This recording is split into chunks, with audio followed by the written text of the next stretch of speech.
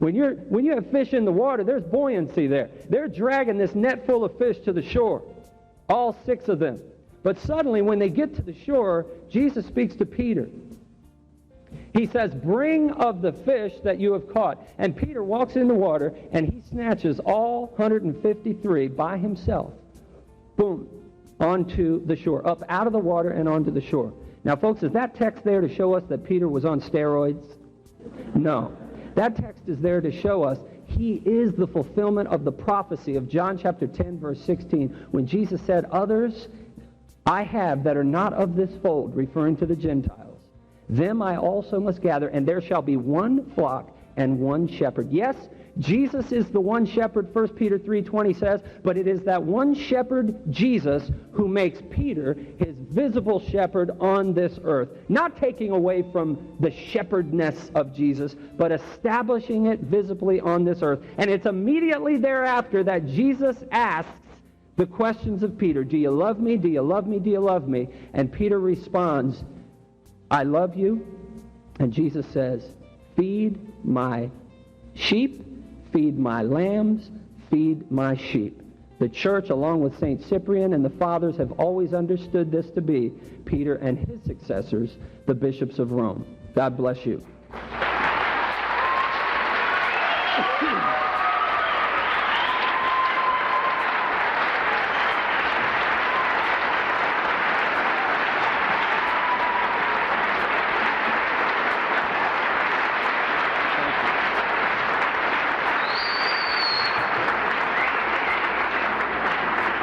Thank you, Tim. And with his final remarks, another 10 minutes for James White. I truly enjoy the opportunity of being in the minority, because it's my desire that there are those amongst you who will listen and who will leave this place and who have heard what we've had to say this evening and go, I need to check those facts out, because I already met one person down here who said, you know what, I was once a Catholic, and then I checked history, and I found out what the real truth of the matter was. There are facts that need to be corrected here. We were just told by Mr. Staples that Zosimus condemned Pelagianism after he inquired. Please, folks, go read the information. Go read Catholics. Go read Merdinger, Rome and the African Church in the time of Augustine. You don't have to read Philip Schaff. Go read it yourself, and you'll discover that Zosimus commanded by apostolic authority the churches of North Africa to give in and accept Pelagius.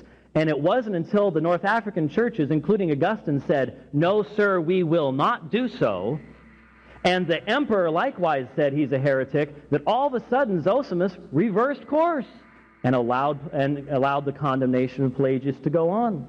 Secondly, we were just told about Cyprian.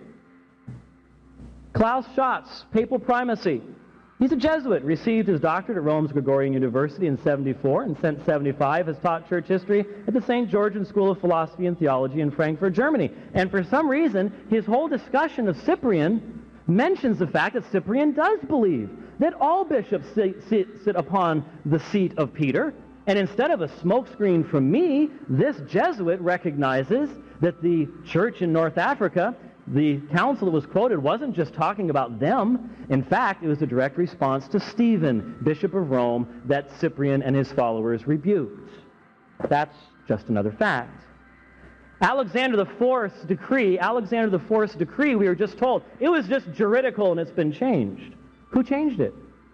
It was used in 1902. When was it rescinded? Or did we just get, well, was it Tim Staples' fallible interpretation of it? Is he certain of that? Is he certain that his interpretation of the Catholic Catechism allows him to ignore that papal decree? Are you certain? How do you know? Have you talked to the Pope about it? Is your priest infallible if you've talked to him about it? I bet there's no one in here who's written a letter to Rome and gotten an infallible decree from the Roman Pope as to, so you could be in error, couldn't you? You might be under the fetters of excommunication and not even know it. What a fascinating thing. The debate began by Mr. Staples saying, the choice is between your own ability to interpret the Scriptures and the Church. No, my friends. Here's what it is. The choice is between your responsibility to interpret what God has given you in His Scriptures and your own ability to interpret the ever-changing, self-contradicting volumes of papal decrees, encyclicals, and conciliar decrees. That's the difference. None of you sitting here this evening can infallibly interpret all of that stuff. And that's the problem, my friends. You see, you cannot avoid your duty this evening. You will be the one held accountable for what you believe. No man can bear your responsibility before the throne of God. I cannot convince the mind that is unwilling to listen to facts and reason. But I can, out of love for God and love for His truth, warn any and all who have embraced a deception, a falsehood. And that is why I'm here this evening. It is an act of love for God, love for His truth, and love for my fellow man that has brought me to this place this evening. We have seen that those who desire to believe in papal infallibility labor hard and long at finding ways to maintain that belief, even when the facts are clear and compelling. I assert that unless one had already embraced the theory of papal primacy and infallibility, that the excuses and defenses offered this evening would not even suggest themselves, let alone provide a compelling argument for faith in the infallibility of the Bishop of Rome. Let's review what we've seen thus far this evening. A guide that leads you down the wrong path is not an infallible guide. A guide that leads you to jump off of a cliff is not an infallible guide. A guide that has to constantly double back and make corrections in his guidance is not an infallible guide. Whoops is not a valid excuse for one who claims to be infallible. We made a mistake, we are going back, and we're going to go back and take a second shot at this. Does not work when you are telling folks that they have to believe everything you have to say when you dogmatically define it to be right with God. In light of this, we have seen how Zosimus had to say whoops when Augustine and the North African bishops corrected him and refused his direct command as Bishop of Rome to accept Pelagius and Celestius back into communion. He reversed himself in his mature examination, upon which he had commanded by the authority of his apostolic see the North Africans to reverse course. Instead, he reversed course and contradicted everything he had said before. Who here was the infallible guide? Zosimus or the North African bishops led by Augustine? We have seen how the entire papacy had to say whoops with reference to Honorius, who is condemned by not one, not two, but 3 ecumenical councils and every pope who took the oath of papal office for the space of 300 years. We saw how Pope Leo likewise anathematized Honorius and said that he had permitted her who was undefiled to be polluted by profane teaching, and he not once said that the Sixth Council was wrong or I'm correcting them. If someone had followed the understanding of the Bishop of Rome during those years, they would have embraced formal heresy.